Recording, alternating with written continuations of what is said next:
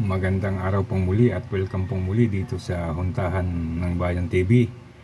Pag-usapan po natin itong mga nangyari sa trilateral meeting na kung saan may post si President Biden na hindi natin malaman kung sinadya o talagang hindi niya binanggit ang Pilipinas sa pagpapasalamat. Medyo nakakalito kasi tatlo lang sila. Nakalimutan niya pa yung isa. Panoorin po natin ito.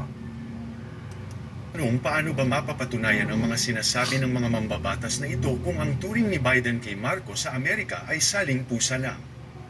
Ayon kasi sa post mismo ni Biden na hindi binabanggit ang Pilipinas ay, Mr. Prime Minister and Mrs. Kishida, on behalf of America, Jill and I thank you for your partnership, your leadership, and your friendship.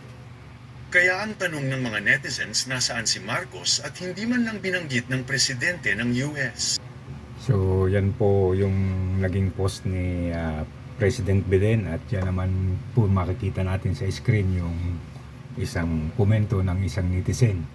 Medyo nakakatawa talaga at kahit anong pag-iisip na gawin natin mukhang sinadya na hindi siya banggitin doon sa naging post. Ituloy po natin ang panonood. Ipinagpipilitan ng tatlong mambabatas na hindi pinansin sa trilateral meeting sa Amerika na maayos at may maidudulot na mabuti para sa bansa at taong bayan ang kanilang pagpunta sa US kamailan kasabay ng trilateral meeting ng Japan, Amerika at Pilipinas.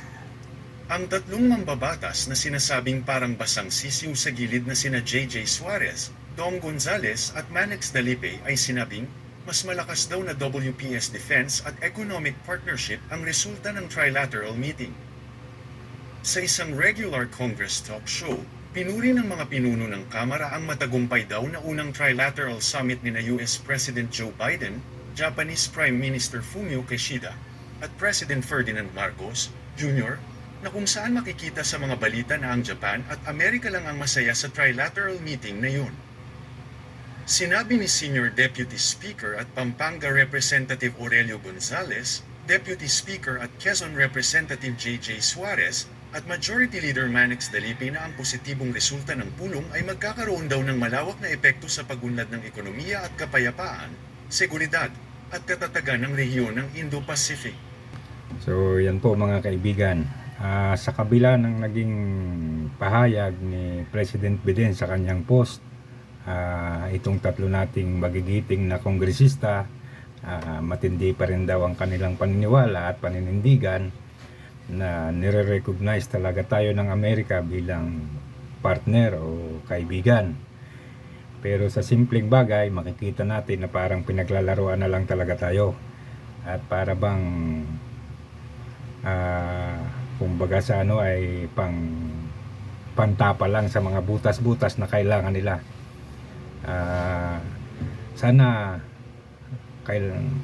di ko masabi pero sana maintindihan din ng mga mabatas na ito na ang problema natin ay nasa sarili nating bansa at hindi nasa ibang bansa, at mas maganda siguro kung ang pagtuunan nila ng problema ay ang paglutas nito sa sarili nating paraan na hindi tayo kailangang humingi ng anumang tulong o anumang pangangailangan para sa pagresolba ng sarili nating problema.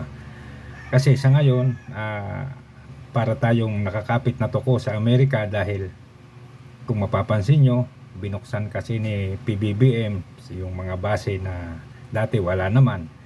At aminin man natin hindi, talagang kapag nagkaroon ng hindi magandang usapan sa pagitan ng China at ng Pilipinas at nagkaroon ng giyera, ay tayo lang naman talaga ang magiging kawawa.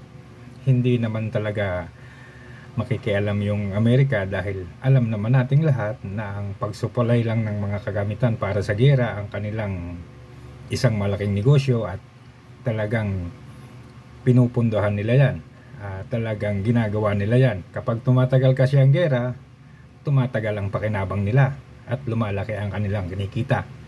So sana po yung mga mambabatas natin at magigiting na politiko, magising naman po sana tayo sa katotohanan. Maraming salamat po muli at paki-like and subscribe na lang po.